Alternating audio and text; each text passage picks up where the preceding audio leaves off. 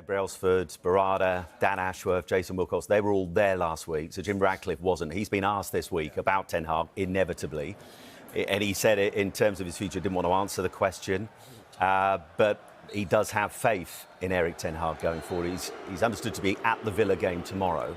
If it goes badly for United tomorrow against Villa, with an international break now coming, a 2-week break, what do you think happens next at United? Well, I think it was strange that Jim Radcliffe came out and said that. I don't know why he needs to come out and expose that and say he's not making the decision. Well, he's the hierarchy, he's the governor, and you know, it's really, really strange. I've got no idea what is going on at Manchester United. There's no hiding that in the summer.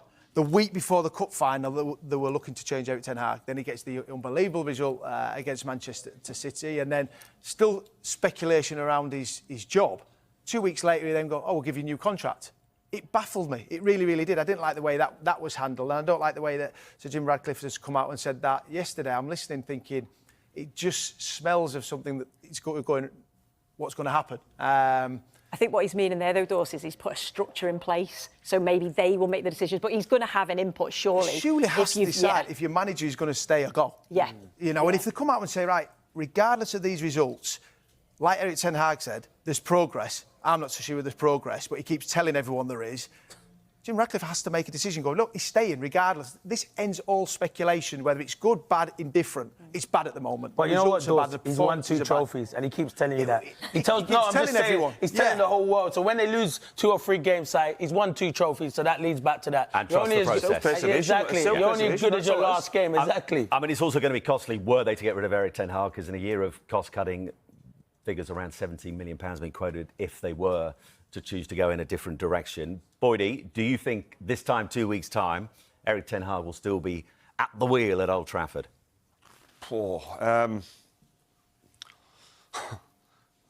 think we've all touched on it. Would you be surprised if they go and get a result at Villa Park? No, you wouldn't. You wouldn't. So, do I think he'll be still in charge? Yes, I do, because... Whatever happens tomorrow. Yeah, I think he will be, because I don't think... You know, you speak there about Sir Jim Radcliffe. Nobody wants to make a decision. Nobody wants to make a decision. And that's probably why he'll stay in the job. I mean, the whole football club is just broken. Anyone thinks he won't be come 2 weeks' time? I think he'll be there. Okay. I do, just because of everything that went off in the summer and give him a new contract. Because that was the time... The contracts are irrelevant now. Yeah, but they were looking round, Boydie.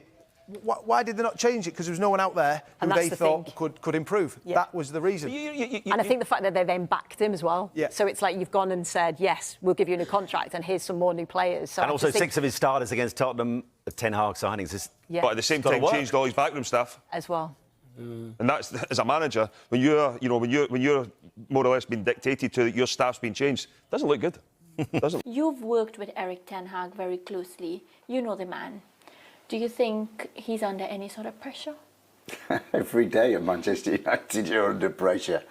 You know, I've lived that for 2 years with him, and on many, many occasions. You know, I remember the beginning, Brighton, Brentford, and calling for his head after 2 games, and then beating Liverpool 3-0. I remember last season, Crystal Palace, 4-0, could have been 8-0. And thinking, geez, well, you know, this is the end. Winning the next 4 games, culminating in a cup final against Man City and winning the cup. Erik is that kind of person that he has their qualities to stick to the process, to stick to what he's got. And I was there at the beginning of the season when all this was going on, and the recruitment and the thing with Ineos and bringing in different coaches and I remember leaving there, and the atmosphere was great. Yeah. The atmosphere was great, and the players that were recruiting were very good, and the squad was building and developing. And I thought, yeah, he's bringing in good coaches, Ruud Nistelrooy, René Harker, that I thought, well, it was a really good, positive atmosphere. And I think the season kind of started like that, and they've stuttered, and that's what happens in football, and it happens at big clubs. And Erik's proved, I think, over the last 2 years we've been through this many times. Many times. Yeah.